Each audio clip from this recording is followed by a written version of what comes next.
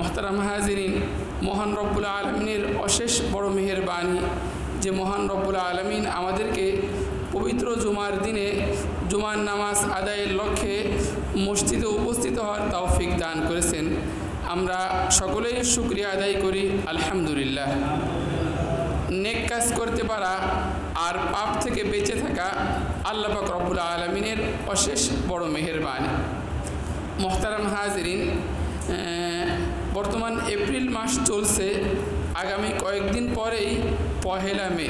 তা পহেলা মে হচ্ছে আন্তর্জাতিক শ্রমিক দিবস।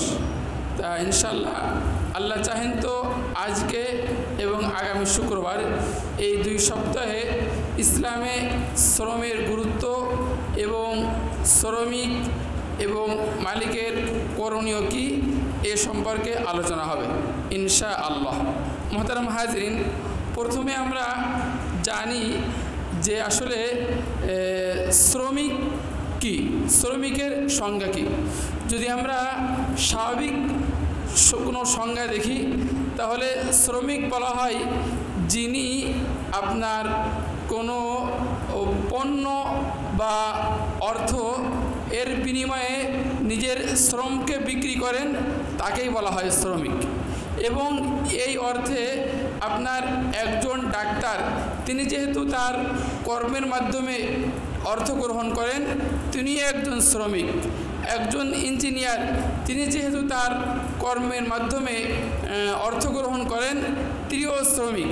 এবং একজন সচিবালয়ের অফিসার, তিনি যেহেতু তার কর্মের মাধ্যমে অর্থ গ্রহণ করেন, তিনি একজন শ্রমিক।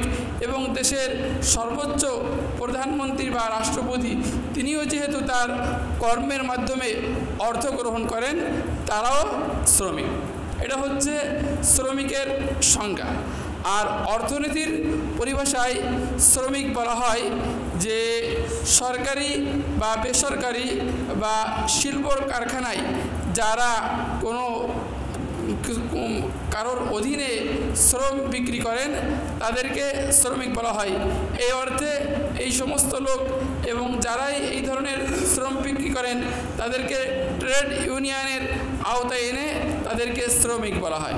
এই জন্য সাধারণত দেখা যায় যে যারা এই ট্রেড ইউনিয়নের আওতায় আছেন, তারাই মূলত শ্রমিক হিসেবে নিজেদেরকে পরিচয় দেন এবং তারা বিভিন্ন সময় সরকারের কাছে বা তারা যে সমস্ত কর্মে বা যে সমস্ত পেশায় নিয়োজিত আছেন, এই সমস্ত পেশার যারা পরিচালনা করেন, এই সমস্ত ব্যক্তিদের কাছে বিভিন্ন দাবি দাওয়া তুলে ধরেন।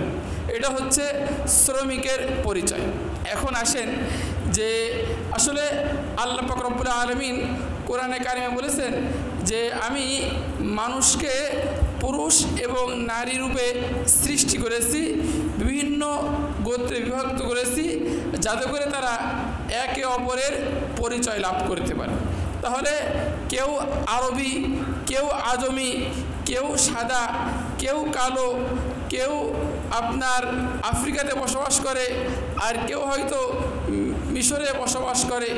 অর্থাৎ এই ধরনের যে প্রভেদটা আছে, এটা আল্লাহ তাআলার দরবারে কোনো এই প্রভেদটা, এই পার্থক্যটা গ্রহণযোগ্য নয়। আল্লাহ তাআলা বলতে চাচ্ছেন যে পৃথিবীর সমস্ত মানুষ, চাই সে সাদা হোক, চাই সে কালো হোক, চাই সে আফ্রিকাতে বসবাস করুক, চাই সে আরবে বসবাস করুক, মানুষ হিসেবে সকলেই সমান। কারোর উপরে কোনো শ্রেষ্ঠত্ব নেই। তবে হ্যাঁ, যে ব্যক্তি আল্লাহ তাআলাকে বেশি ভয় করে, যে ব্যক্তি তাকওয়া অবলম্বন করে, সে যে ওই ব্যক্তির যে শ্রেষ্ঠ, যে মুত্তাকি নয়, যে আল্লাহ তাআলাকে ভয় করে না, যে তাকওয়া অবলম্বন করে চলে না, তার যে শ্রেষ্ঠ। কোরআনে কারিমে সূরা যুখরুফ এই আয়াতের মধ্যে আল্লাহ তাআলা বলতেছেন, أهم يقسمون رحمة ربك نحن قسمنا بينهم معيشتهم في الحياة الدنيا ورفعنا بعضهم فوق بعض درجات ليتخذ بعضهم بعضا سخريا ورحمة ربك خير مما يجمعون ولولا أن يكون الناس أمة واحدة لجعلنا لمن يكفر بالرحمن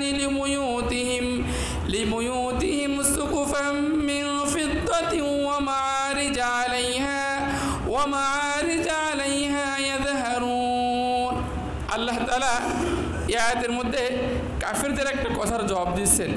এর আগে কাফেরদের একটা দাবি ছিল, দাবি হচ্ছে যে মক্কায় দরিদ্র পরিবার, যে সন্তানের পিতাও নাই, যে সন্তানের জন্মের আগেই পিতা মারা গেছে, আর যার 6 বছর বয়সে মা মারা গেছে, এরকম এতিম একটা সন্তান, খুব বেশি সচ্ছল নাই, এরকম একজন লোক মুহাম্মদ, তার উপর কেন কোরআন নাজিল হয়েছে? তাদের দাবি ছিল তৎকালীন সময়ের মক্কা এবং তায়েফ অর্থনৈতিক দিক দিয়ে বেশ সচ্ছল ছিল। তাদের বক্তব্য ছিল এটা যে তায়েফ কিংবা মক্কার কেন সম্মানিত বা সামাজিকভাবে যে ব্যক্তি মর্যাদা অধিকারী এবং অঢেল সম্পদের অধিকারী, তাদের উপর কেন কোরআন নাজিল হলো না?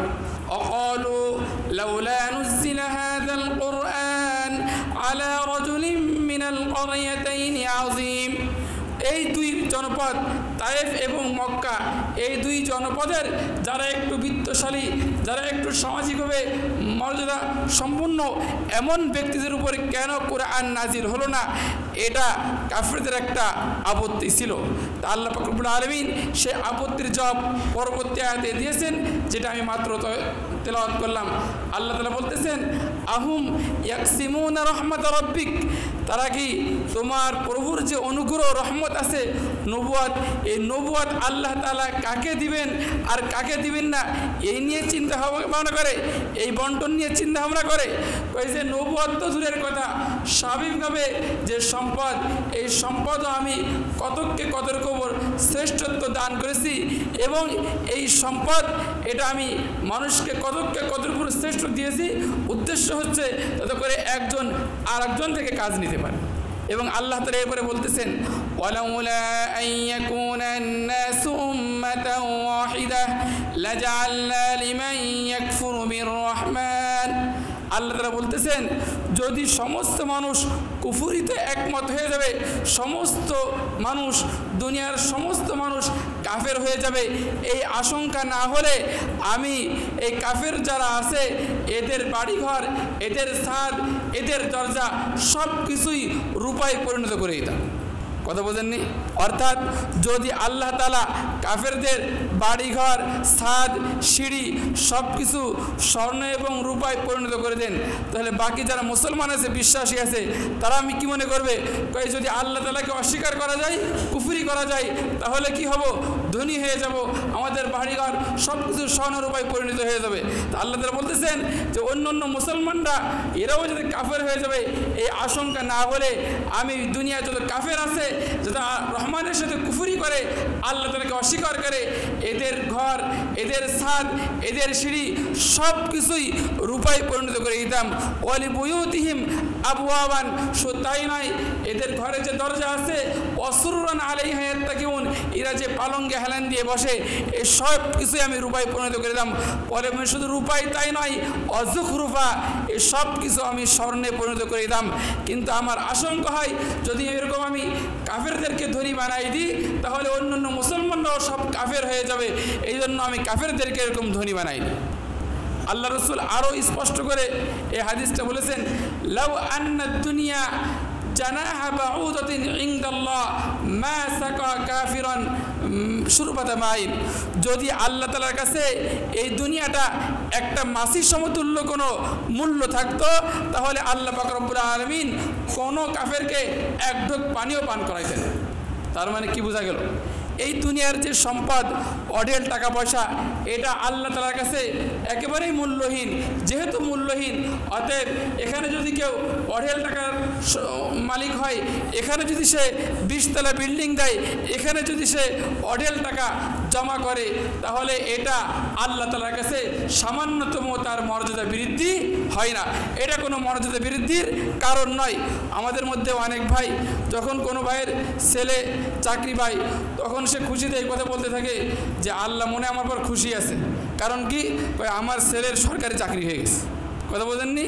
এটা একটা বোকামি কথা।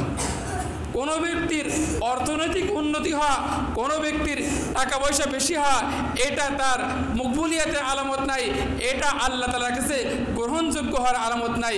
এজন্য আল্লাহ রাসূল বলেছেন, যদি আল্লাহ তাআলার কাছে এই দুনিয়ার সামান্য মাছির টানা পরিমাণে মূল্য থাকতো, তাহলে আল্লাহ পাক রব্বুল আলামিন যেহেতু মূল্যবান, অতএব যারা আল্লাহকে অস্বীকার করে, কুফরি করে, আল্লাহর সাথে বিদ্বেষ পোষণ করে, এদেরকে এক ঢোক পানিও পান করাই দেন না।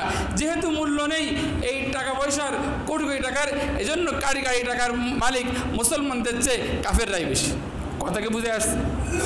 দেখেন কথাটা এজন্য আনলাম, যেহেতু কোরআনে কারিমে এর আগে একটা আয়াতের কথা বললাম যে আল্লাহ পাক রব্বুল আলামিন যে একজন আফ্রিকা থেকে সৃষ্টি করেছেন, একজন আরবের সৃষ্টি করেছেন, একজনকে পৃথিবীর এ প্রান্তে, আরেকজনকে পৃথিবীর অপর প্রান্তে, কিন্তু কোনো ব্যক্তির উপর কোনো শ্রেষ্ঠত্ব নেই।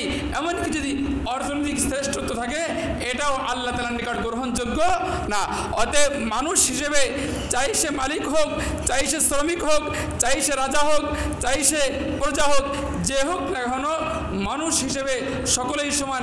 একমাত্র কেবলমাত্র শুধুমাত্র মর্যাদার মাপকাঠি হচ্ছে তাকওয়া। যে ব্যক্তি আল্লাহ তাআলাকে বেশি ভয় করে, সে ব্যক্তি আল্লাহ তাআলার নিকট সম্মানিত। এজন্য আল্লাহ তাআলা বলতেছেন, ইন্না আকরামাকুম ইনদাল্লাহি আতকাকুম, তোমাদের নিকট সর্বাধিক সম্মানিত ওই ব্যক্তি যে বেশি আল্লাহ তাআলাকে ভয় করে। তাহলে দেখেন যে আজকে আমরা অনেক সময় যারা যে কোনো কাজ করে, চাই সেটা হাতের কাজ হোক, চাই সেটা অন্য কায়িক পারিশ্রমিক, আমরা অনেক সময় মনে করি যে যারা ওই যে সরকারি বড় বড় চাকরি করছে আর যারা এই শরীরের ঘাম ঝরিয়ে কাজ করছে, এদের মধ্যে মনে পার্থক্য আছে। আসলে কোরআন এবং হাদিসের দৃষ্টিকোণ থেকে এদের মধ্যে কোনো পার্থক্য নেই। 2 নম্বরে আসেন যে ইসলামে শ্রমের কি মর্যাদা। হাদিসের মধ্যে আসছে, আল্লাহ রাসূলকে প্রশ্ন করা হলে, ইয়া রাসূলুল্লাহ আইয়ুল কাসবি আফদাল, সর্ব উৎকৃষ্ট উপার্জন কি? তখন আল্লাহ রাসূল বললেন, আল বাইউল মাবরুর ওয়া আমালুর রাজুলি বিয়াদিহি, সততাময় পূর্ণময় ব্যবসা, যে ব্যবসার মধ্যে সততা আছে, সেই সততাময় পূর্ণময় ব্যবসা, এর মাধ্যমে যে অর্থ উপার্জন হয় সেটা হচ্ছে উৎকৃষ্ট উপার্জন। ও আমালুর রাজুলি বিয়াদিহি, এবং ব্যক্তি তার হাতের দ্বারা যে কর্ম করে, এই কর্মের বিনিময়ে যে উপার্জন করে, এটা হচ্ছে সবচেয়ে উৎকৃষ্ট উপার্জন। কথা বোঝেননি? মানে আজকে আমরা যারা মনে করেন একটু বড় চাকরি করি, বড় কোনো শিক্ষক, বড় অনেক কিছু, তা আমরা মনে করি যে আমাদের উপার্জনটা বেশি খাঁটি। কিন্তু আল্লাহ রাসূলের কথা অনুযায়ী সবচেয়ে উৎকৃষ্ট উপার্জন হচ্ছে সততাময় ব্যবসা। এরপরে হচ্ছে ওই কর্ম, যে কর্মগুলো হাত দ্বারা করা হয়। হাতের দ্বারা ধোপা, সে কাপড় পরিষ্কার করে। হাতের দ্বারা একজন শ্রমিক সে কর্ম করে।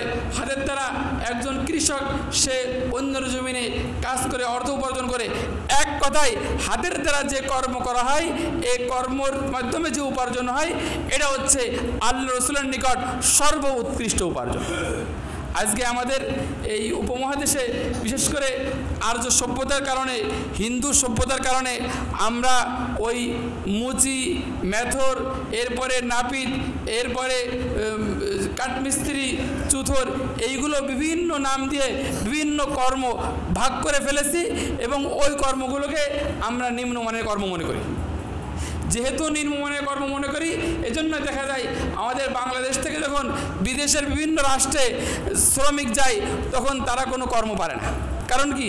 ও ভালো একটা পরিবারের সন্তান, ও না পারে আপনার জুতা সেলাই করতে, ও না পারে কাপড় পরিষ্কার করতে, কোনো কর্ম পায় না। অথর্ব কর্ম 5 লাখ টাকা 10 লাখ টাকা খরচ করে বিদেশে পাড়ি জমায়, কিন্তু সে ভালো উপার্জন করতে পারে না। কিন্তু অপরপক্ষে অন্য রাষ্ট্রের শ্রমিকরা তারা যে কোনো কর্ম করতে পারে। এজন্য বিদেশ যখন পাড়ি জমায় অনেক টাকা তারা উপার্জন করে নিয়ে আসে।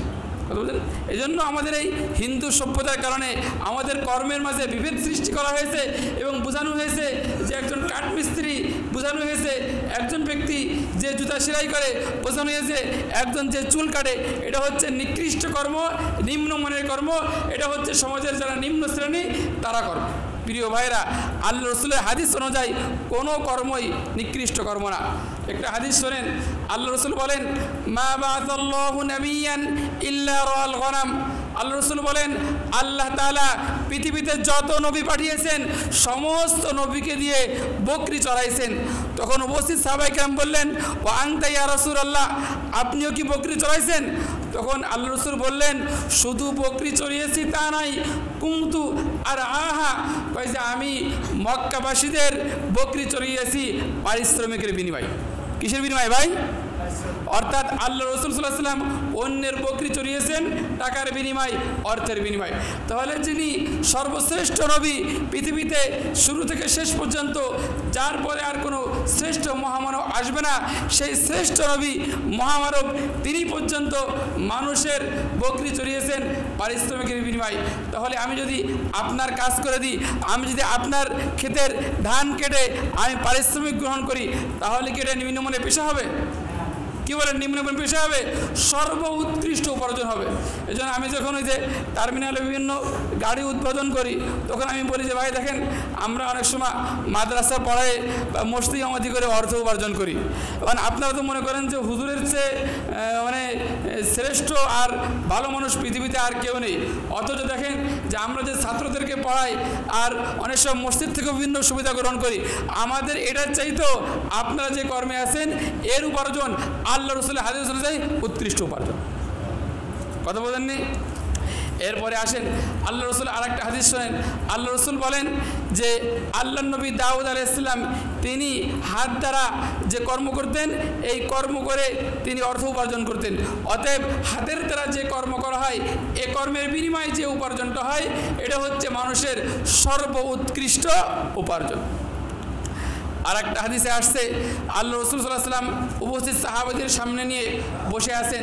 তখন সুঠাম দেহের এক ব্যক্তি, দেখতে শুনতে খুব ভালো এবং সে বংশীয় মনে হচ্ছে।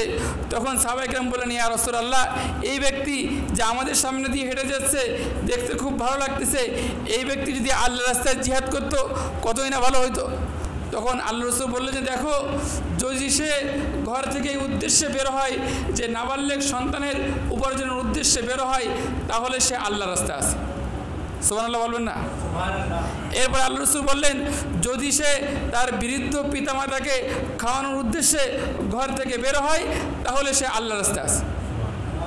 এরপর আল্লাহ রসুল বললেন, যদি সে মানুষের কাছে হাত না পেতে নিজে সে কী হবে? আত্মনির্ভরশীল হবে, কারো কাছে চাবে না, নিজে সচ্ছল হবে, এই উদ্দেশ্যে বের হয়, তবুও সে আল্লাহ রাস্তায় আছে। এখন আমরা যারা দোকানদার আছি, আমরা যারা টার্মিনালের ভাই আছি, আমরা যখন ওই গাড়িতে কাউন্টারে বসে টিকিট কাটি, ফজরের নামাজ পড়ে এসে সারাদিন, তখন কি আমি মনে করি যে আমি আল্লাহ রাস্তায় আছি? কি বলেন? মনে করি? আমরা তো মনে করি আমরা দুনিয়ার কাজ করতেছি। কি এরকম করি না? দেখো হুজুর সারাদিন দুনিয়ার কাজে আসি, এখন একটু আল্লাহর কাছে মসজিদে আসলাম। কথা বলেননি? অথচ দেখেন আল্লাহ রসুল কি বললেন যে আল্লাহ রাস্তা শুধুমাত্র ইলম অন্বেষণ করা, শুধুমাত্র জিহাদ এর মধ্যে সীমাবদ্ধ না, বরং আল্লাহ রাস্তা বললে এইগুলো আছে যেগুলো বৈধ উপার্জন। কারণ কি? ইসলামে বৈধ উপার্জনের প্রতি অনেক বেশি উদ্বুদ্ধ করা হয়েছে। কারণ কি? একজন ব্যক্তি যখন বৈধ উপার্জনে আত্মনিয়োগ না করবে, তখন সে কি উপার্জন করবে? খুব সহজ কথা, পেট তো চলতে হবে, তখন সে হারাম উপার্জন করবে। এজন্য আল্লাহ রাসূল বলেন, তলাবু কাসবিল হালাল ফরিদাতুম বাদাল ফরিদা, কয় যে হালাল রিজিক উপার্জন করা এটা একটা ফরজ ইবাদত।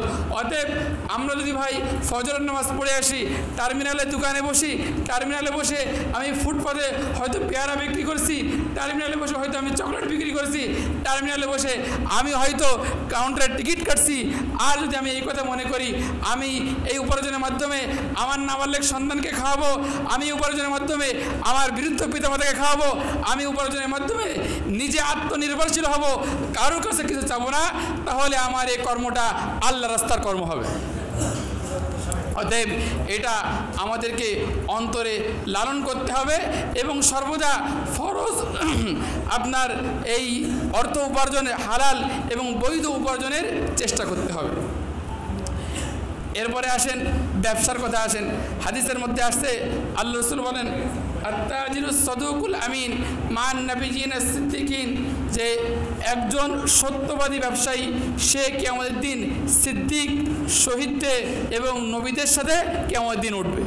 অপরপক্ষে যে ব্যবসায়ী ফাসেক এবং পাপী, ইন্নাত তুজ্জারা ইবাসুনা ফুজ্জারান ইয়াউমাল কিয়ামাতি ইল্লা মান ইত্তাকাল্লাহা ওয়া বাররা ওয়া সাদাকা, যে ফাসেক এবং পাপী ব্যবসায়ী সে কিয়ামতের দিন ফাসেক হিসেবে উঠবে, তবে ওই ব্যবসায়ী ব্যতীত যে আল্লাহ তাআলাকে ভয় করে, ব্যবসার মধ্যে সততা বজায় রাখে, সে ব্যক্তি ফাসেকদের সাথে উঠবে না, বরং তার হাসর হবে নবী এবং সিদ্দিকিনদের সাথে। এজন্য আল্লাহ পাক রব্বুল আলামিন আমরা যে সমস্ত কর্মে আত্মনিয়োগ করি, বৈধ কর্ম, সেই কর্মে আত্মনিয়োগ করে নিজের পায়ে নিজে দাঁড়িয়ে এবং নাবালেগ সন্তান এবং পিতামাতাকে খাওয়ানোর উদ্দেশ্যে এই বৈধ উপার্জন করার তৌফিক দান করুন। এই হাদিস, এই কোরআনের এই আয়াতটা আমরা ব্যাখ্যা করেছিলাম যে আল্লাহ পাক রব্বুল আলামিন দুনিয়াতে সকলকেই সমান সম্পদের মালিক বানাননি, কাউকে ধনী বানিয়েছেন আর কাউকে গরিব বানিয়েছেন, কেউ পাঁচতলায় থাকে আর কেউ গাছতলায় থাকে। কিন্তু আসলে দুনিয়াতে এই যে ধন সম্পদের যে পার্থক্য, এটা কি আসলে মর্যাদার মাপকাঠি কি না, এই বিষয়ে আমরা গত সপ্তাহে আলোচনা করেছিলাম। সর্বশেষ একটা হাদিস বলবো, সেটা হচ্ছে যে একদিন ওমর রাদিয়াল্লাহু তাআলা আনহু, আল্লাহ রসুল কিছুদিন স্ত্রীদের থেকে দূরে একটা জায়গায় থাকেন, একটা চাটাইয়ের উপরে। তার চাটাইয়ের উপরে শোয়ার কারণে আল্লাহ রসুলের গায়ে দাগ হয়ে যায়। তখন ওমর রাদিয়াল্লাহু তাআলা আনহু আল্লাহ রসুলের এই অবস্থা দেখে বললেন যে, ইয়া রাসূলুল্লাহ, হাযা কিসরা ওয়া কাইসার ফীমা হুমা ফীহি ওয়া আনতা সাফওয়াতুল্লাহি মিন খালকিহি। ইয়া রাসূলুল্লাহ, এই যে আমাদের পাশে পারস্য এবং রোম, তারা কত ধন সম্পদ আর বিলাসিতার মধ্যে থাকে, আর আপনি তো সৃষ্টিকুলের সর্বশ্রেষ্ঠ ব্যক্তি এবং আল্লাহ তাআলার সবচেয়ে বেশি প্রিয়। আজ আপনি একেবারে সাদামাটা এরকম আপনার গায়ে দাগ পড়ে গেছে, চারের উপরে শোয়ার কারণে এরকম কষ্ট করতেছেন। আল্লাহ রসুল সাল্লাল্লাহু আলাইহি ওয়াসাল্লাম এতক্ষণে হেলান দিয়েছিলেন। আল্লাহ রসুল একটু সোজা হয়ে বসলেন। সোজা হয়ে বসে ওমর রাদিয়াল্লাহু তাআলার উদ্দেশ্যে বললেন যে, আওয়াফি শাক্কিন ইয়া ইবনাল খাত্তাব উলাইকা কওমুন আজ্জালাত লাহুম তাইয়্যিবাতুহুম ফি হায়াতিহিমুদ দুনিয়া। আল্লাহ রসুল বললেন যে, খাত্তাবের বেটা, খাত্তাবের পুত্র ওমর, ইমানদাররা যে আখিরাতের মধ্যে প্রতিদান পাবে, এই ব্যাপারে তোমার কি কোনো সন্দেহ আছে? এবার আল্লাহ রসুল বললেন, তুমি যে পারস্য এবং রোমের বাচ্চাদের কথা বলছো, আল্লাহ রসুল বললেন, উলাইকা কওমুন আজ্জালাত লাহুম তাইয়্যিবাতুহুম, তারা হচ্ছে ওই সমস্ত সম্প্রদায় দুনিয়ার জীবনের উৎকৃষ্ট বিষয়সমূহ তাদের গত হয়ে গেছে। এবার আল্লাহ রাসূল বললেন, আমা তারদা আন তাকুনা লাহুমুদ দুনিয়া ওয়া লানা আল আখিরা, তুমি কি এতে সন্তুষ্ট নও যে তাদের জন্য দুনিয়ার ধন সম্পদ হবে আর আমাদের জন্য আখিরাতের চিরস্থায়ী পুরস্কার হবে, এতে কি তুমি সন্তুষ্ট নও? এর দ্বারা বোঝা গেল যে আসলে দুনিয়ার সম্পদের যেহেতু কোনো মূল্য নেই, এজন্য আল্লাহ পাক রব্বুল আলামিন কাফির মুশরিকদেরকে, বেদিনদেরকে দুনিয়ার অঢেল সম্পদ দিয়েছেন, কিন্তু যারা প্রকৃতপক্ষে ঈমানদার তাদের জন্য আখিরাতে অফুরন্ত পুরস্কার অপেক্ষা করছে। হ্যাঁ, তবে এটা সত্য যে সমস্ত আয়াতের মধ্যে, কিছু আয়াত বা হাদিসের মধ্যে দেখা যায় যে দুনিয়ার সম্পদের প্রশংসা করা হয়েছে। এই সমস্ত আয়াত বা হাদিসের ব্যাখ্যা এটাই যে সমস্ত আয়াতের মধ্যে দুনিয়ার নিন্দা করা হয়েছে, বলা হয়েছে দুনিয়া কেবল ধোঁকার বস্তু, দুনিয়া কেবল খেলতামাশা, দুনিয়ার সম্পদ অস্থায়ী, এই সমস্ত আয়াত দ্বারা উদ্দেশ্য হচ্ছে যদি কোনো ব্যক্তি দুনিয়ার সম্পদ উপার্জন করে সে আল্লাহ তাআলা আনুগত্যে খরচ না করে, সে আল্লাহ তাআলা অবাধ্যতায় খরচ করে এবং আল্লাহ তাআলা আনুগত্য না করে সর্বদেশে ওই দুনিয়ার সম্পদ উপার্জনে লিপ্ত থাকে, তাহলে অবশ্যই তার জন্য দুনিয়ার সম্পদ ধোঁকার বস্তু, দুনিয়াটা খেলতামাশা, এটা একটা অস্থায়ী সম্পদ। আর যদি কোনো ব্যক্তির ধন সম্পদ, টাকা পয়সা, এটা আল্লাহ তাআলার বিরুদ্ধাচরণের পরিবর্তে আল্লাহ তাআলার আনুগত্যের মধ্যে ব্যবহার হয় এবং সে ধন সম্পদ উপার্জন করতে যে আল্লাহ তাআলা কোনোরূপ বিধিবিধান লঙ্ঘন না করে, তাহলে অবশ্যই এই ব্যক্তির জন্য ধন সম্পদ দুনিয়ার টাকা পয়সা একটা উত্তম বস্তু। হাদিসের মধ্যে আসছে বিখ্যাত সাহাবী আমর ইবনে আস রাদিয়াল্লাহু তাআলা আনহু, ওনাকে আল্লাহ রসুল ডেকে পাঠাইছেন। আল্লাহ রসুলের কাছে আসছেন আমর ইবনে আস এবং আসার পরে আল্লাহ রসুল বললেন যে আমর, আমি তোমাকে রাষ্ট্রীয় একটা কাজে পাঠাবো এবং তোমাকে কিছু সম্পদ দিব। তখন আমর ইবনে আস রাদিয়াল্লাহু তাআলা আনহু তিনি বললেন যে ইয়া রাসূলুল্লাহ, আমি তো আল্লাহ এবং আল্লাহ রসুলের জন্য হিজরত করেছি, আমি আমার পুরো জীবনটা আল্লাহ এবং আল্লাহ রসুলের জন্য উৎসর্গ করেছি, আমি তো কোনো সম্পদ চাই না। তখন আল্লাহ রসুল বললেন যে আমর, নি'মাল মালুস সালিহু লিররাজুলিস সালিহি, কয় সৎ ব্যক্তির জন্য ভালো মাল কতই না উত্তম।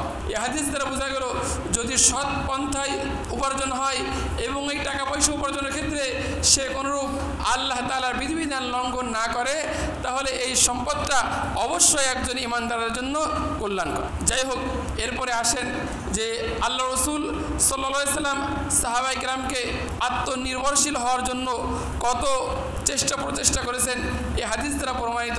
হাদিসের মধ্যে আসছে যুবাইর ইবনে আওয়াম রাদিয়াল্লাহু তাআলা আনহু তিনি বলেন যে আল্লাহ রাসূল বলেছেন, লা আইয়াখুযা আহাদুকুম আলা যহরিহি ফায়াতি বিহাসবাতিন মিনাল হাতাব, যে তোমাদের কোনো ব্যক্তি সে তার দড়ি নিয়ে বের হয়ে তার পিঠে কাঠ বহন করবে এবং সেটা বাজারে বিক্রয় করবে, এর মাধ্যমে আল্লাহ পাক রব্বুল আলামিন তার সম্মানকে রক্ষা করবেন।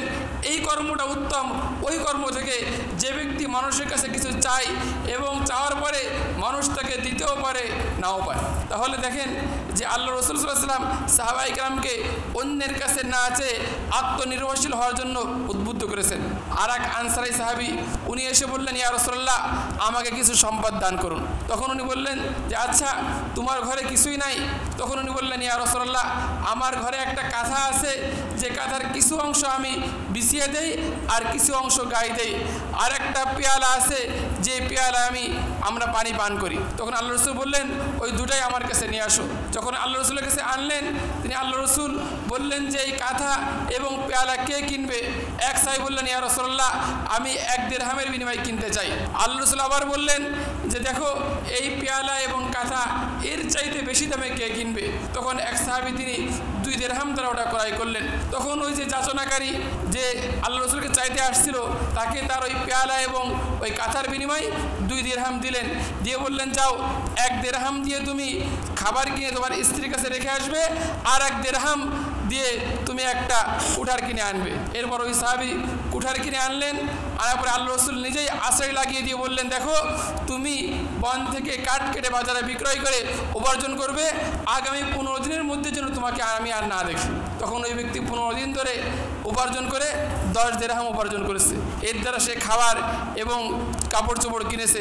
তখন আল্লাহ রসুল বললেন যে দেখো, তুমি যদি মানুষের কাছে চাইতে, তাহলে এটা কিয়ামতের জন্য তোমার চেহারায় একটা লাঞ্ছনার একটা ছাপ ভেসে উঠত, তার চেয়ে উত্তম তুমি নিজে কর্ম করে খাবে। তাহলে দেখেন আল্লাহ রসুল কতভাবে সাহাবা কেরামকে নিজে স্বাবলম্বী হওয়ার জন্য উদ্বুদ্ধ করেছেন, এবং এটাই ইসলামের অনুসৃত পথ যে আসলে কোনো ব্যক্তি চেয়ে খানা, বরং সে নিজে উপার্জন করে খাবে। দেখেন যে আমাদের গত কয়েক বছর আগে আমাদের সরকারও এটা গ্রহণ করেছে, খুব ভালো একটা উদ্যোগ। বিভিন্ন জেলায়, প্রত্যেকটা জেলায় ভিক্ষুক মুক্ত জেলা হিসেবে ঘোষণা দিয়েছিল, এবং ওই জেলার মধ্যে যতগুলো ভিক্ষুক আছে প্রত্যেক ভিক্ষুকের অবস্থা বিবরণ জেলা প্রশাসকের মাধ্যমে এনে ওই ভিক্ষুক কোন কাজে সমর্থ, যদি কোনো ভিক্ষুক বাদাম বিক্রি করতে পারে, যদি কোনো ভিক্ষুক যে কোনো কাজ করতে পারে, ওই ভিক্ষাবৃত্তি পরিহার করে ওই কর্ম করবে এবং সে স্বাবলম্বী হবে। এটা একটা প্রশংসনীয় উদ্যোগ। কিন্তু আসলে যাদের জায়েত খারাপ, যে সমস্ত ভিক্ষুক বিনা পুঁজির ব্যবসা দেখলো, আসলে সরকারের এই প্রশংসনীয় উদ্যোগ আমাদের বিনা পুঁজির ব্যবসা শেষ হয়ে যাবে। এজন্য যারা আগে ভিক্ষা করতো, যদিও সরকারের চাপে কিছুদিন ভিক্ষাবৃত্তি পরিহার করে উপার্জন করে খাচ্ছিল, কিন্তু যেহেতু এটা জাতিগত স্বভাব ভিক্ষা করা, অতএব ওটা আবার অনেক ভাই দেখলাম আবার ওই ভিক্ষাবৃত্তির কাজে ফিরে গেছে। তা যাই হোক, যে ইসলামের শিক্ষা এটাই যে ভিক্ষাবৃত্তি পরিহার করে মানুষের কাছে না চেয়ে সে নিজে উপার্জন করে খাবে। এরপর আসেন যে আমরা আলোচনা করছিলাম যে শ্রমিকের অধিকার এবং মালিকের অধিকার, শ্রমিকের দায়িত্ব এবং মালিকের দায়িত্ব। দেখেন, প্রথমত শ্রমিকের একটা অন্যতম অধিকার হচ্ছে আল্লাহ রাসূল বলেছেন নাহা আন ইস্তিজারিল আজিরি হাত্তা ইউবাইয়িনা আজরাহু। আল্লাহ রাসূল কোনো ব্যক্তিকে, কোনো শ্রমিকের পারিশ্রমিক নির্ধারণ না করে তাকে কর্মে নিয়োগ করতে নিষেধ করেছেন। আমাদের মধ্যে অনেক সময় হয় যে অনেক ভাই কোনো ব্যক্তিকে কাজে নিয়োগ করে, কয় তুই কাজ কর, তোর ভালো টাকা পয়সা দিবে। এরপর যখন কাজ শেষ হয় তখন ওই ব্যক্তি দিচ্ছে 500 টাকা আর শ্রমিকের দাবি 800 টাকা। কথা বলছেননি? তখন ওই যে কাজে নিয়োগ করেছে ও কয় তোর দাম হয়েছে মাত্র 500 টাকা, তুই 800 টাকা চাস কেন? খুব লোভী। আবার ওই শ্রমিককে গালিগালাজ করে মালিককে যে খুব কিপটে, আমি এত কষ্ট করে কাজটা করলাম, আমাকে ঠিক মতন পারিশ্রমিক দিল না। এই জন্য আল্লাহ রাসূলের নির্দেশ হচ্ছে কোনো ব্যক্তি যখন কোনো শ্রমিককে কর্মে নিয়োগ করবে সে যেন পারিশ্রমিক নির্ধারণ করার আগে তাকে কর্ম নিয়োগ না করে। এটা হচ্ছে শ্রমিকের অন্যতম অধিকার। এরপর আরেকটা হাদিসে আসছে আল্লাহ রাসূল বলেন যে আতুল আজিরা আজরাহু ক্বাবলা আন ইয়াজিফা আরাকাহু। এই হাদিস আমরা অনেকেই জানি। আল্লাহ রাসূল বলেন যে তোমরা শ্রমিকের ঘাম শুকানোর আগেই তার পারিশ্রমিক দিয়ে দাও। আরেকটা হাদিসে আসছে মাতলুল গনিয়্যি যুলমুন, যে কোনো সামর্থ্যবান যে কোনো পাওনাদারের পাওনা দিতে সক্ষম, এরপরেও যদি সে পাওনা পরিশোধ না করে তাহলে পাওনা পরিশোধ না করা, এই তালবাহানা করা, এটা একটা তার স্পষ্ট জুলুম।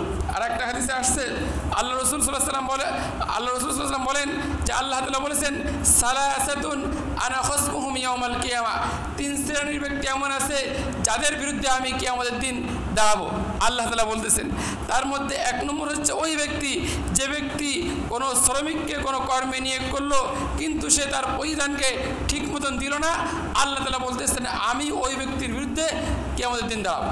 অতএব যে ব্যক্তির বিপক্ষে আল্লাহ তাআলা দাঁড়াবেন কিয়ামতের দিন, সে কি আদৌ নাজাত পাবে? কি বলেন, আদৌ নাজাত পাবে নাকি?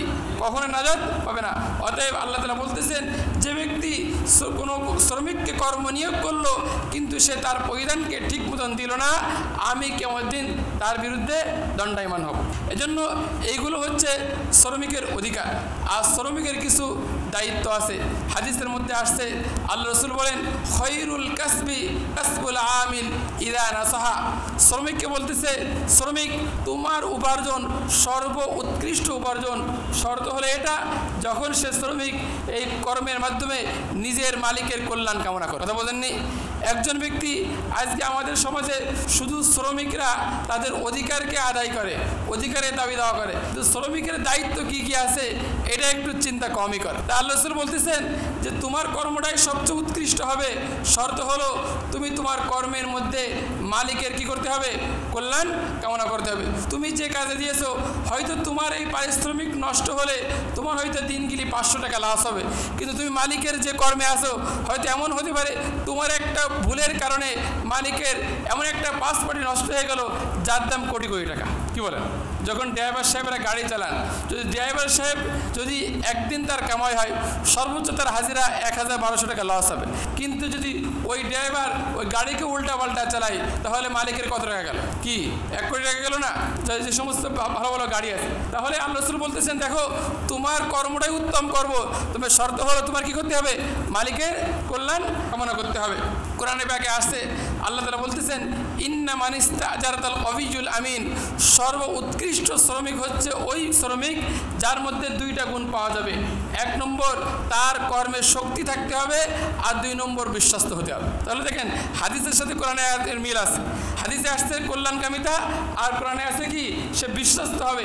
অতএব আপনি আপনার গাড়ি হোক, আপনার যে কোনো মূল্যবান পার্টসপাতি হোক, যদি একজন ব্যক্তিকে দায়িত্ব দেন আর সে যদি বিশ্বস্ত না হয় তাহলে আপনার কিন্তু লক্ষ লক্ষ নয় কোটি কোটি টাকা অল্প দিনের মধ্যে চলে যাবে।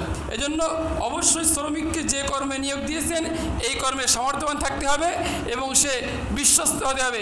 যদি এই 2টা গুণ শ্রমিকের মধ্যে থাকে তাহলে অবশ্যই সে যোগ্য শ্রমিক।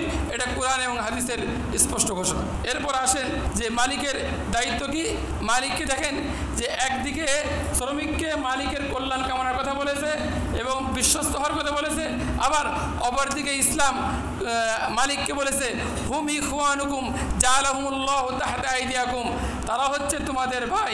আল্লাহ পাক রব্বুল আলামিন তাদেরকে তোমাদের আয়ত্তাধীন করে দিয়েছেন। ফামান জাআলা আখাহু তাহতা ইয়াদিহি, সুতরাং যার ভাইকে তার আয়ত্তাধীন করে দেওয়া হয়, ফালিউতিমহু মিম্মা ইয়াকুলু, তাকে ওই জিনিস খাওয়ায় যা সে খায়, ওয়ালিউলবিসহু মিম্মা ইয়ালবাসু, এবং তাকে ওই জিনিস পরিধান করায় যা সে নিজে পরিধান করে। তাহলে দেখেন আজকে মালিক এবং শ্রমিকের মধ্যে প্রভু আর দাসের সম্পর্ক। কি বলেন ভাই? মালিক আর শ্রমিকের মধ্যে কিসের সম্পর্ক? প্রভু আর দাসের সম্পর্ক। কিন্তু ইসলাম একটা আপনার মাপকাঠি তৈরি করেছে।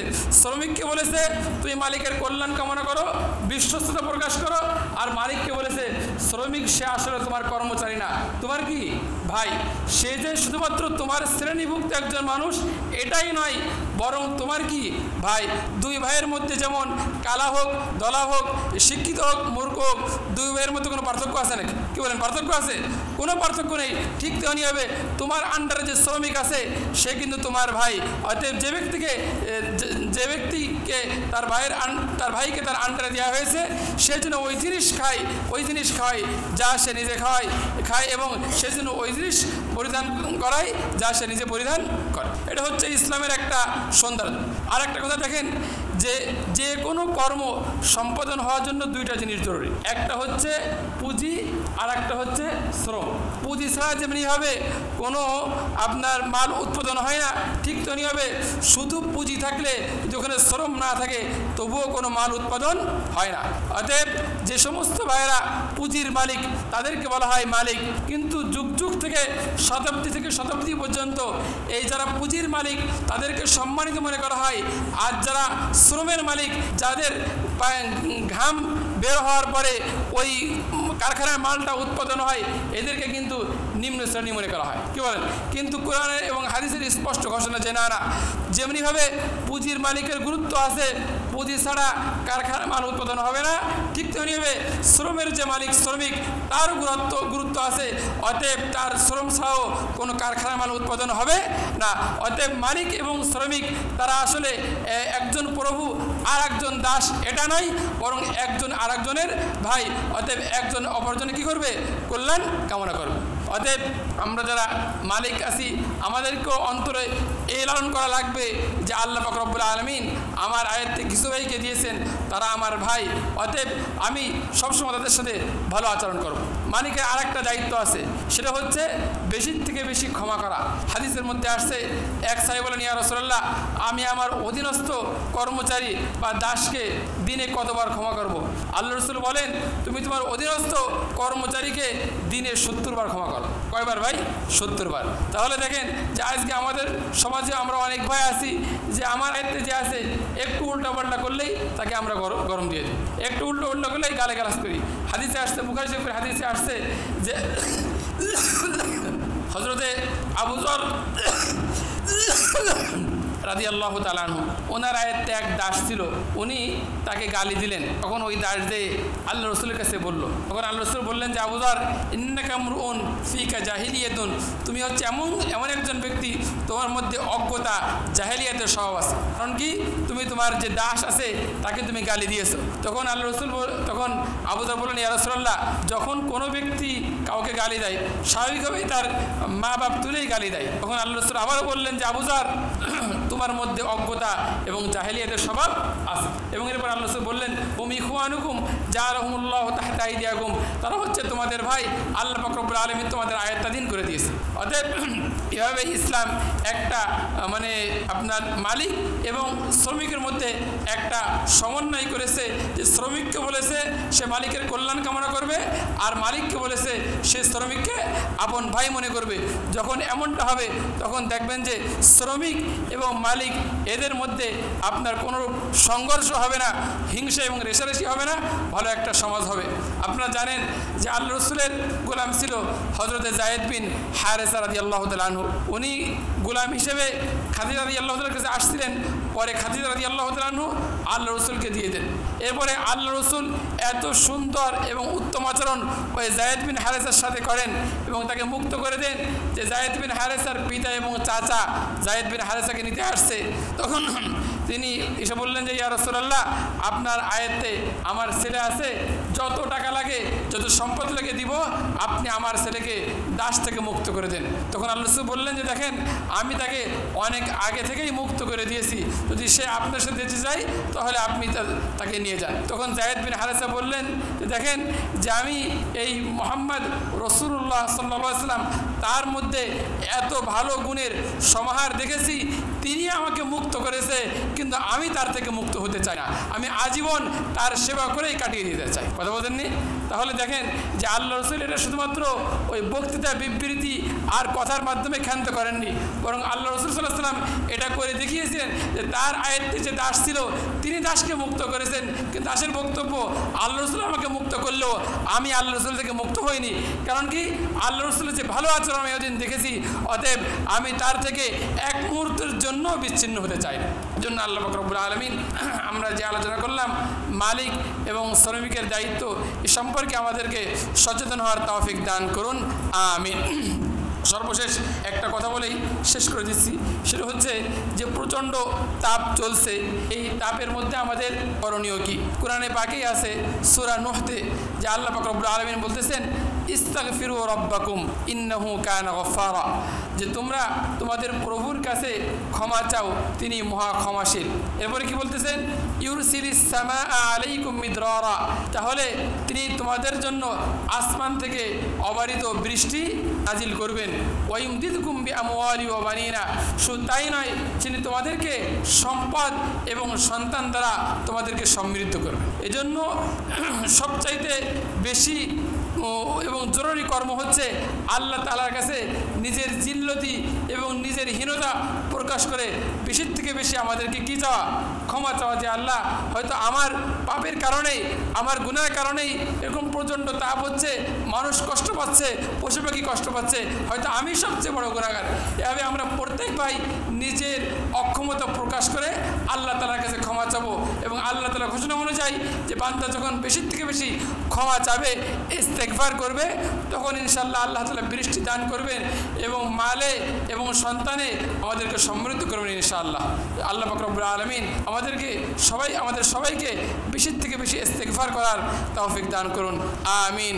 ওয়া আখিরু দাওয়ানা আনিল হামদুলিল্লাহি রাব্বিল আলামিন।